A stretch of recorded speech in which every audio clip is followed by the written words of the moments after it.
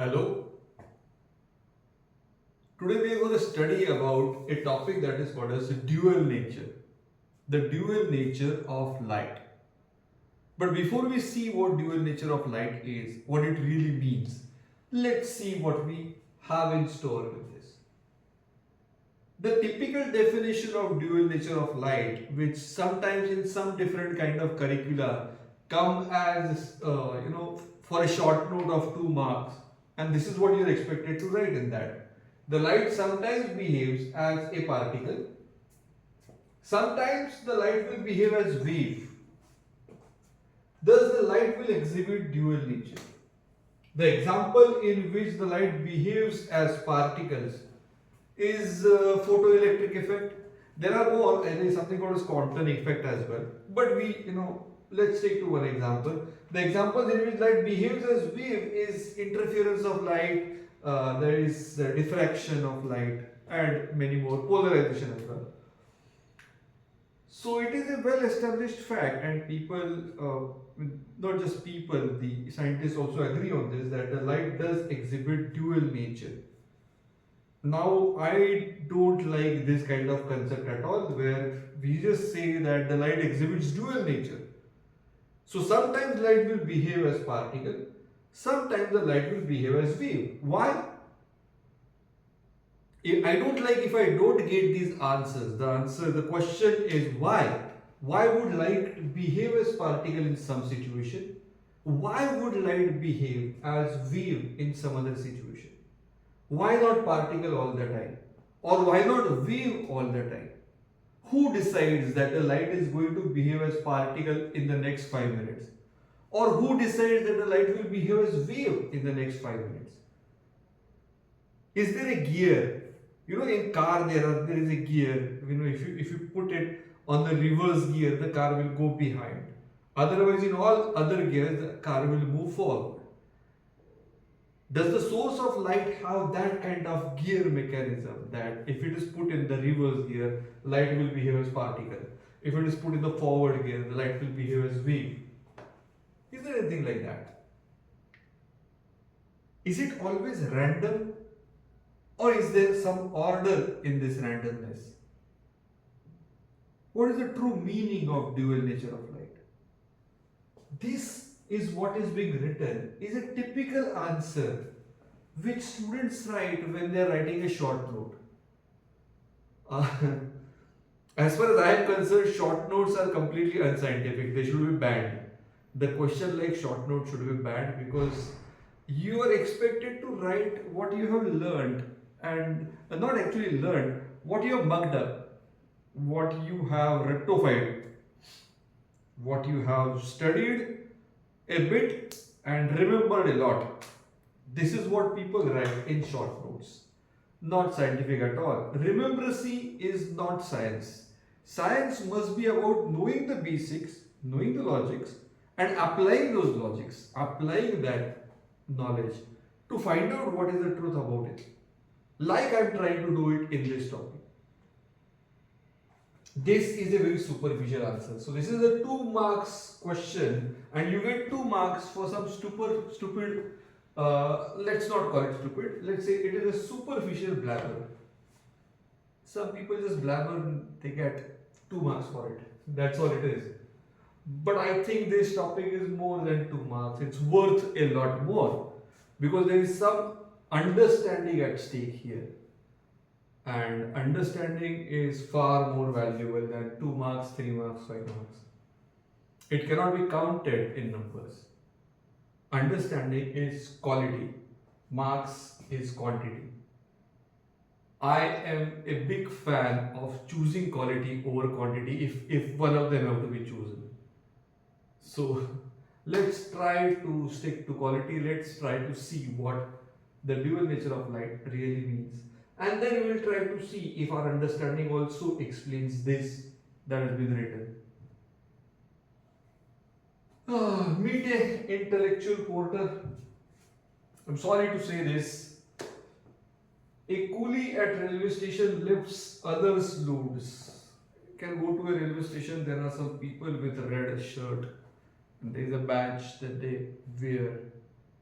and they are porters, they are coolies, and they ask you if you want a coolie, and they especially are on the lookout of somebody who looks pretty rich or pretty decent, somebody who can afford to pay a coolie. And even if the bag, the luggage is small or light, some people still hire a coolie. So that is, they are always on the lookout. The coolies are always on the railway station. They are always on the lookout of such people, and they can look at you and they can tell you this man can pay a coolie, and he might be looking for one. So they just come and ask. A coolie will take your bag and will hold it like this, or some will put it on their head. The bag might be very heavy. They are ready to take your load. Whatever the load that you are carrying in your bag, they are ready to take that load. Why? Because they charge money for it. And they earn their money like that. And that money goes back to their home. They can feed their kids with that money. And with some money that they save out of this, they can actually fund the education of their child. So a coolie is not carrying others' load for nothing. A coolie is carrying others' load, but he has some benefit out of it. While we as students carry the burden of what is being written in textbook, and many of us, unfortunately this is the truth, that many of us have no clue about it. We have no idea why is it written that way. We have no idea what does it mean. So it's an intellectual burden that we carry of something being written somewhere by someone. And we never question it, we never ask about it, we never try to find out more about it. We are not curious about it.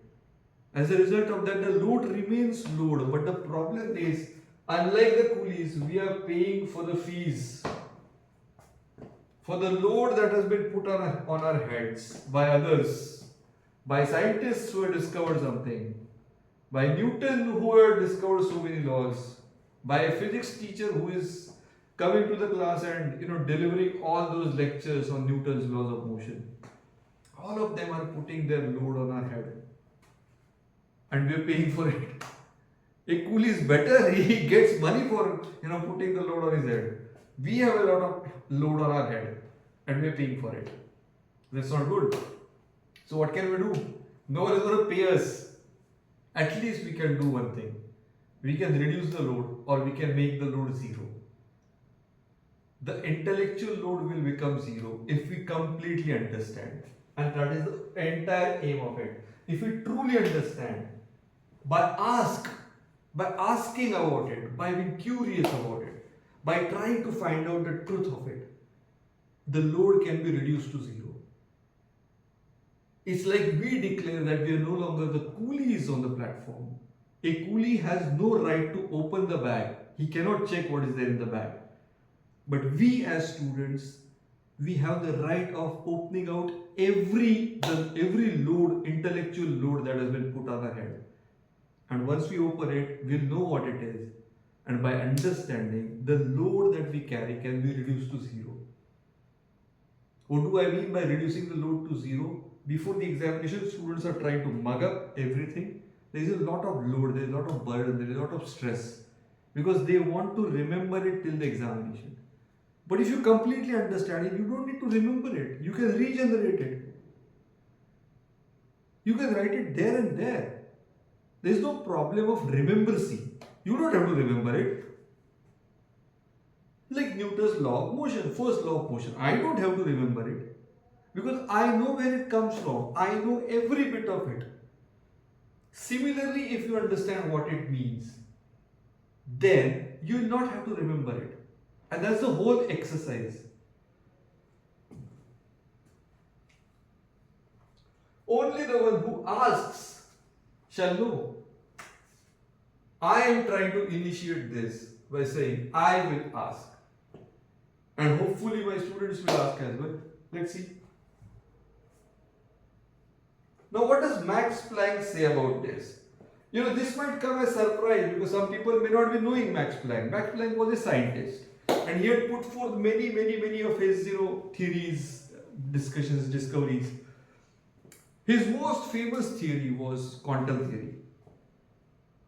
And he's remembered that for that Max Planck quantum theory. What does he say? He put down his own quantum theory. In quantum theory, he said that if you have an object which is emitting energy, may this be a hot object, and if the object is very hot, then the heat from hot object will flow to the cold object. The flow of heat from hot to cold was initially, once upon a time, was considered to be a continuous flow. People thought that the heat will flow continuously. Max Planck studied that and determined and proved that the flow of energy is never ever continuous. It is never like the water flowing from top of the building, or the water flowing from the from a tanky that you have put on the top of the building to the tap that you opened just now. It's not that the water is running continuously. That's matter. Energy does not flow like that. The flow of energy is in continuous, is in discrete packet. It's never continuous. It's in discrete packet. One packet of energy, second packet of energy, third packet of energy. It's almost like the energy comes in installments. But the gap between those installments are so small that we feel that the energy is coming continuously. So this is what Max Planck said. Max Planck in his quantum theory stated that the energy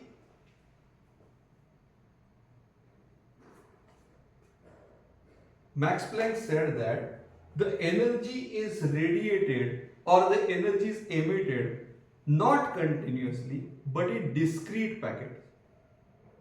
This discrete packet of energy with which this discrete packet of energy is called as quantum. One packet is called as one quantum. The plural of quantum is quanta, Quanta. Quantum is a discrete packet of energy. It's not continuous. One quantum, there will be some gap, second quantum, third quantum, fourth quantum, and so on. Photon is a packet of light energy. If the energy emitted is heat energy or sound or any other energy, then that we call as quantum. The packet of energy, the small discrete packet, is called as quantum. But if the energy is light energy, then that quantum is called as photon. So the photon is a packet of light energy. It is just a quantum, but just a name for light energy dedicated. E is equal to h nu is the mathematical expression that Max Planck had given.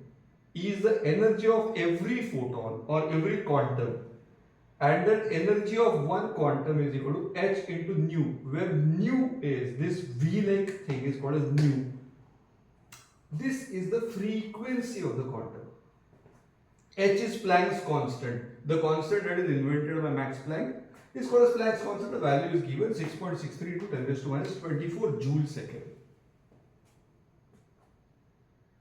This is the energy of one photon or the one quantum, where nu is the frequency of the quantum. This is what Max Planck's quantum theory is. But have we met this h nu before? Have you seen this before? Let's see. Some of us may have seen this before. Let's see. When is a quantum emitted?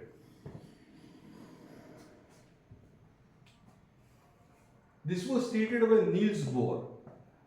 Now, Niels Bohr was an interesting chap. Niels Bohr had not done any experimental research, but Niels Bohr had determined something about the structure of atom. What did he determine? How did? What is his point? Let's see this quickly. This is, let's say, the nucleus.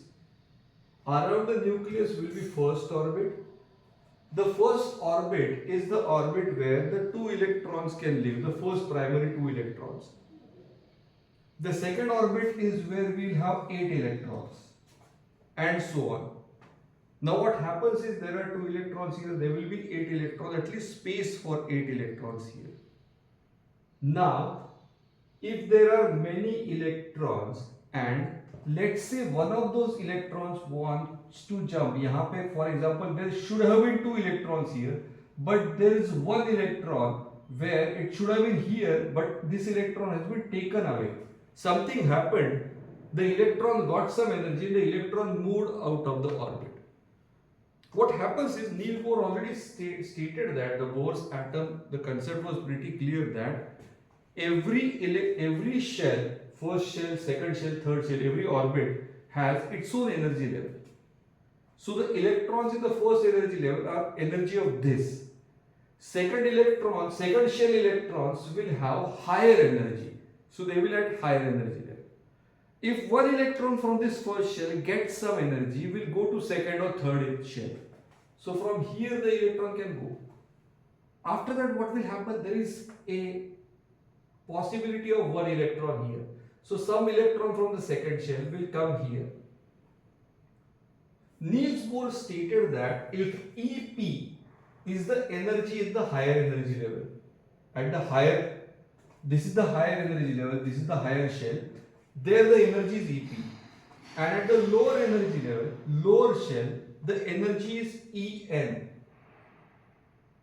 Then what Niels Bohr said was, if the energy at the higher level is EP, energy at the lower level or lower orbit is En, then the electron makes a transition from higher to lower, second orbit to first orbit, or third orbit to first orbit, or fourth orbit to first orbit, anyway from higher orbit to lower orbit.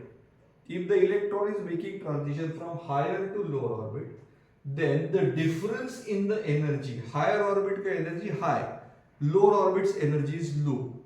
So from high energy to low energy, then the difference in the energies is what is emitted in the form of a photon.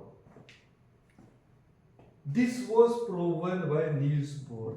He was talking about the structure of atom, and while talking about the structure of atom, he is trying to explain about the atomic spectra.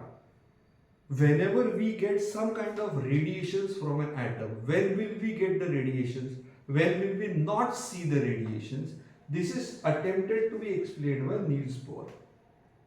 He was awarded Nobel Prize for this kind of discovery. So Niels Bohr proved that EP minus En is equal to h nu, where we don't have to worry about this numerical quantity. We have to worry about whenever there is a possibility that an electron in the higher energy level is making a jump to lower energy, from higher to lower energy. If the electron is making a jump, then this energy difference is radiated out in the form of a photon. This is what Niels Bohr said. It is very similar to somebody saying that if you go to a swimming pool or a water park and you go to a particular altitude and then there is a slide, and after that slide it takes you, you slide down, then it takes you to some height and then you jump into the swimming pool. So when you come this sliding down, and then after the sliding down, it takes you to a certain height and leaves you, and then it ends and you're thrown in the air and then you jump into the water pool. Many people, while they're jumping, they scream. It is like the excitement at higher level that they are seeing everything below them much lower, and they are jumping into the lower level water. Their physical body will not be damaged because they are entering the water, but the excitement is still there. Higher altitude, there is greater excitement. You come down to lower altitude, the excitement lowers. So when they are jumping from higher to lower level, they scream. The scream ends when they enter water. It is very similar to that. This electron is at an excited level. It will come down to normal level, but the excitement has to be thrown away, and that excitement is thrown away in the form of a photon. This is what Niels Bohr had proven. This h nu and the h nu from quantum theory is basically same, because Niels Bohr had tried to match up the quantum theory's explanation with the structure of atom and with the absorption and emission of spectrum. So he is trying to tell when will the electron radiate the energy. when will the radiations be seen, or when will the electron absorb the energy? This is explained or attempted to explain by Niels Bohr using this postulate. So this is what Niels Bohr had said, that a quantum or a packet of energy, in this case light, will be emitted whenever the electron is making a transition from higher energy to lower energy. It is important for us because it pertains to light, because this energy which is emitted, it is not emitted continuously, but it is emitted in the discrete packets of energy only when the transition is taking place. And the energy that is emitted is most of the times for electrons, it is light energy. Sometimes the light energy is visible light, sometimes it is infrared, sometimes it is ultraviolet, but it is light energy. So the energy that is emitted is light energy, so we call it photon. But we know photon is basically a quantum, and hence the quantum theory applies to it. Alright, let's see what is the next part of it. But how can a particle, yeah, that's the point. This nu is the frequency of the given photon, or nu is the frequency of quantum of energy. But how can a quantum, which is the particle of energy, or a photon, which is called as a packet of light energy, how can a particle or packet have frequency? Frequency to vibration का होता है, frequencies of vibration or frequencies of wave. How can there be frequency of a packet? Let's see this. How does the light travel? Now let's try to understand this. What happens is, let's see the example of the light coming from the sun. Now the sun is at such a high energy, there is so much of nuclear fission and fusion reactions going on there, that the high energy is such a high, actually the energy is so high that almost all the atoms and their electrons, at least one electron, will be elevated from ground state to higher energy state. By ground state I mean their normal energy level. This is their normal energy level. But they are already elevated to a higher energy level because of some kind of excitement. Excitement, you give some energy to someone, he is excited about that energy. Similarly, the electron got some energy, the electron went to an excited state. Excited state is never sitting quiet. You never see an excited child sitting quiet in the class. Excited child will make all kinds of movements, he'll talk to many people, he'll disturb the class. The excitement will create a vibe, buzz. And that buzz is never calm or quiet. The excited electron will go to the excited state. But no one wants to remain excited forever. How can you be excited all the time? If you are excited all the time, then that becomes your normal state. But eventually, no matter how you might be a great athlete, you might be running all the time.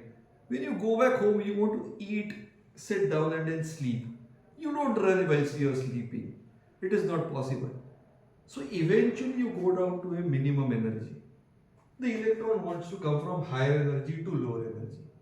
In an attempt to jump from higher energy, which is called as excited state, the state of higher energy is called as excited state. They want to come to ground state, lower energy, normal energy, calm, quiet, or minimum movement, not running around. You can walk, you can sit, but not running around. So the buzz, the excitement has to be given away so that you can sit down. So the excited energy, or the energy of the excitement, this higher energy is radiated in the form of a photon, and the electron comes back to lower energy. This is how one electron will emit what we call as a packet of energy. This packet of light energy, if it is of light energy, it is called as photon. If this packet pertains to some other energy, maybe heat energy or some other energy, we call it quantum. Basically, they mean the same. Photon is only a special case of quantum. Because it is light, it is called as photon. Otherwise, it is called as quantum. Basically, they mean the same. There is energy, and the energy is called as a packet of energy. So a packet of energy is emitted. But the point is, how can that be a packet? I also see a wave there. How can it be a packet of energy? How can it be a bundle of energy? If that is a bundle of energy, how can I open that bundle? If there is a packet of energy, can I keep that packet in my pocket and go? Normally, packets we can keep in our pocket. Packet we can keep in the drawers. Can we keep this light energy in the drawer? It's not a physical packet like that. So what is it? What does it mean? What is the meaning of the word packet? What is the meaning of the word quantum? What is the meaning of the word photon? This is what we are trying to find out now. So this is what happens when the light is traveling. And the light, when the light travels, the light starts because somebody in the excited state has come to ground state, lower energy level, and the extra energy between them, the difference of energy, or the extra energy according to this level, this energy, the extra. This amount of extra energy is thrown out in the form of a quantum or a photon. Let's see how it works. This is one photon that's going on, or one quantum. The next one is coming. What did I do here? Please check this. It is coming. Yeah, you see that? There is a wave inside there. I just made it transparent. Yeah, it will come now. I made it transparent. Yeah. Inside this packet is a wave. So this a wave is coming and that wave is conveying the energy from one point to another point. Just like if I want to tell someone that I am going home, I write a small, on a chit I write I am going home, I am bored, I am tired, and I give it to my friend. This chit is not my tiredness. I am not giving my tiredness, but I am indicating that I am tired. In this case, the energy is going from one point to another through this packet. But why do we call this a packet? It is a wave, I see that. Now what will happen is, let's see the next one.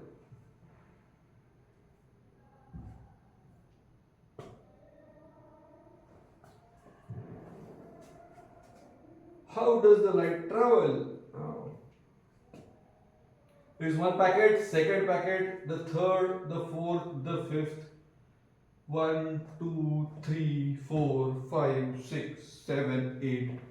What happens is, when one electron at the higher energy level is making a transition to a lower energy level, when the electron from higher energy level is making a transition to lower energy level, during this transition, one packet of energy is emitted.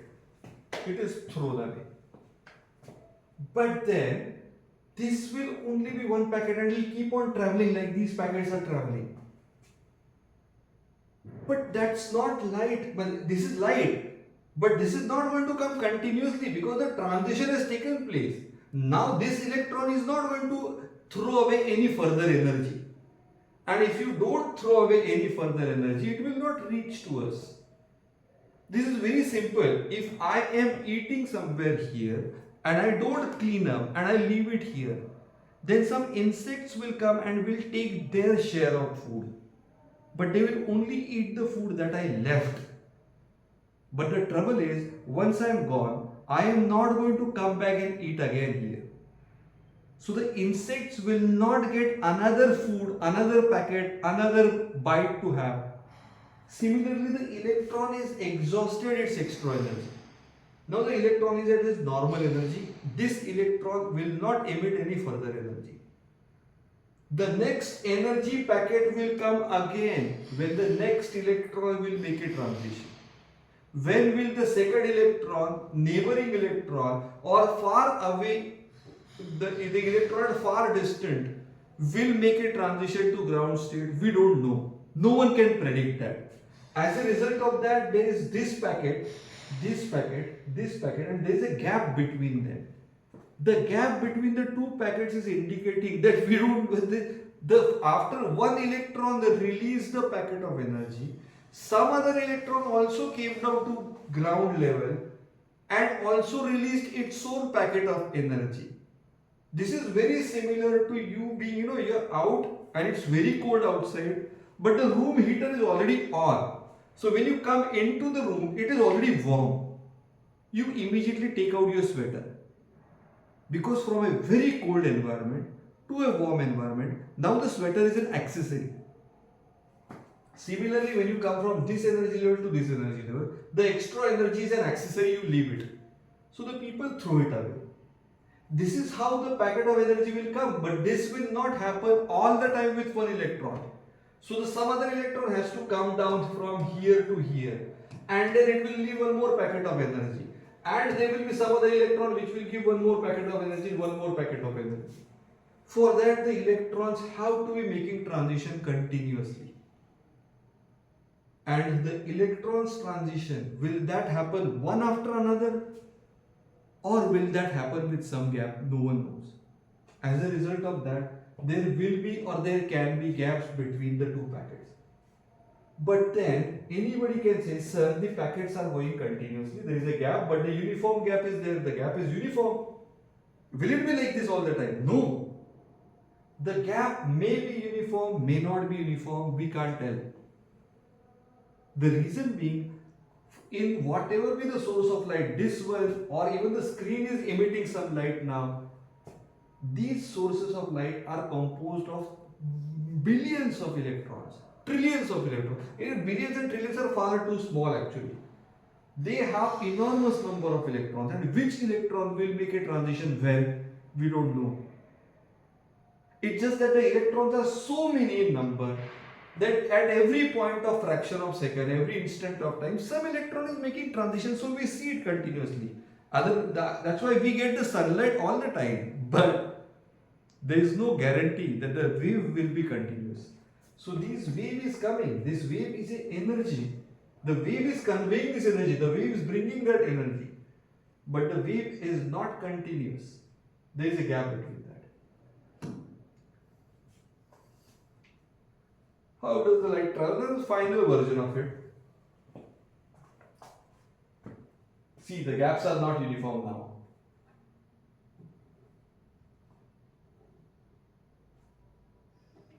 This gap, this gap, this gap, this gap, and again this gap.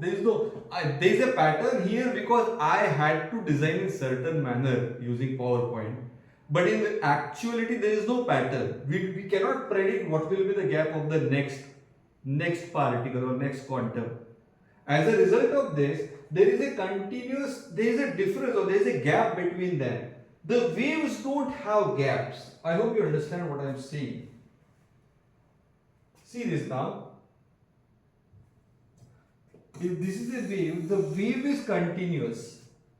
If you throw a small pebble into still water, the water will have its waves, and these waves travel continuously.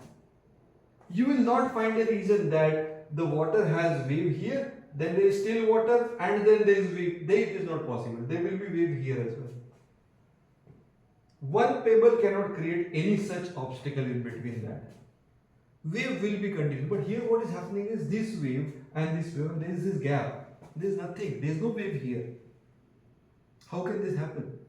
So if you look at the gap, you think, no, these are particles. This is like, somebody is throwing chalk. Between one chalk piece and the second chalk piece, there is gap. There is gap here. So it feels like a packet. It feels like a particle. This feels like a particle, this feels like a particle. But if you closely look inside the particle, there is a wave. There is nothing but a wave. Actually, what is going is only a wave. But because the wave is not continuous, you feel that there is a gap between them. So it feels like this is one particle and it feels like this is second particle. Actually, there are no particles. There is only wave. But the discontinuous nature of this wave makes one feel as if there is a particle nature involved here. So if you are looking at the gaps, you feel they are particles. If you look inside the particle or so-called particle, you see waves. There is no gap there. There is wave here. So this is what happens when you are checking out the actual traveling of light. The light is traveling from one point to another in the form of these waves. But because these waves are not continuous, you feel that there is like a particle nature. This is a particle-like nature actually. It's not a particle nature. It's not a particle, but it feels like a particle.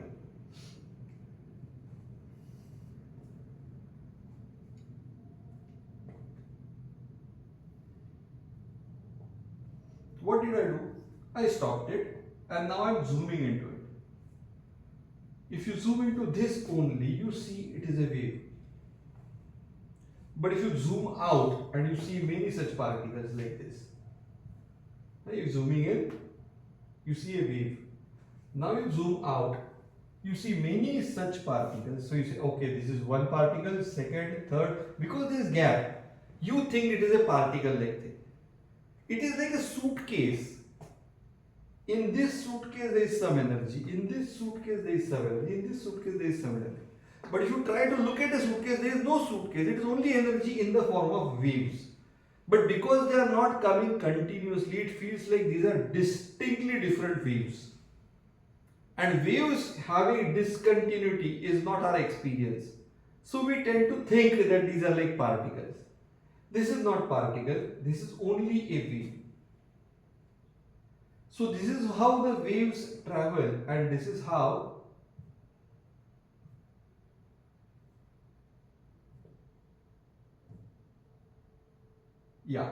this is how the waves travel, the light waves, and this is what dual nature of light is. The dual nature of light pertains to, if you check this,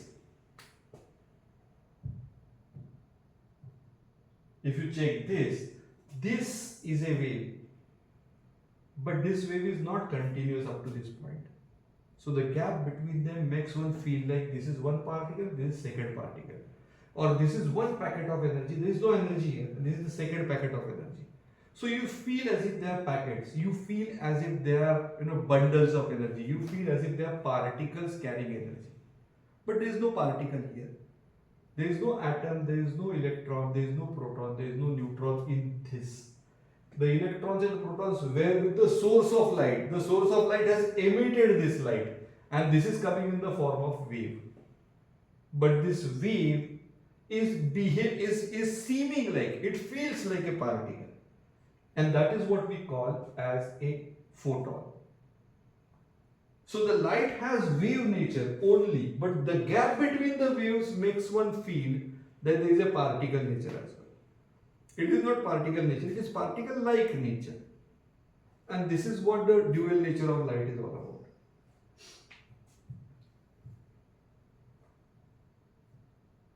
Okay, when we study the next time, we'll talk about this experiment by Thomas Young. This is double slit experiment, and in that the constructive interference and was obtained, and which is similar to resonance in music. What is resonance? What is constructive interference? We'll see in the next video.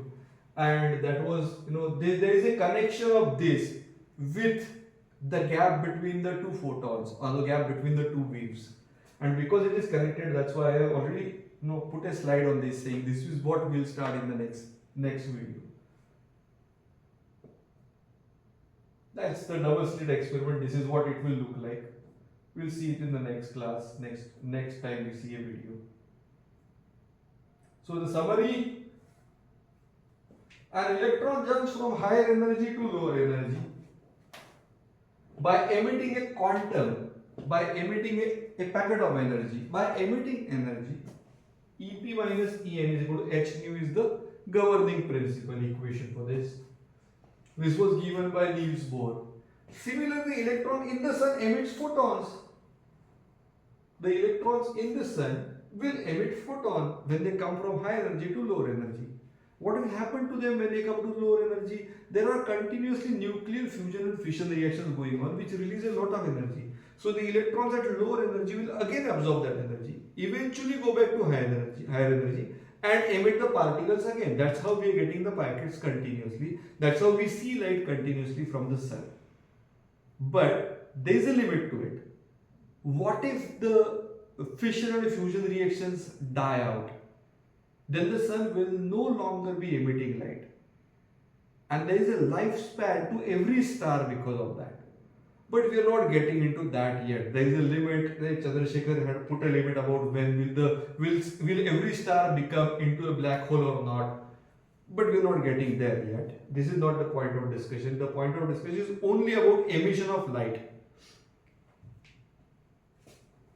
The photons are a small wave of energy, but they are not emitted continuously. And because they are not emitted continuously, we feel as if there is gap. And we feel that one packet and second packet is separated by a gap. And that's why one feels like there are packets. And we call these packets as photons. Inside the photon there is a wave. But the gap between the photons make them seem like particles. This is in accordance with the quantum theory. Quantum theory that was put forth by Max Planck's quantum theory. So that is it. I hope you understood this topic. I hope we will no longer be carrying the burden of an intellectual slave or an intellectual coolie. I hope after understanding this, we will no longer look at this topic as merely a 2-mark short note question, but there is a deeper understanding associated with that. I hope that the deeper understanding is clear. Thank you.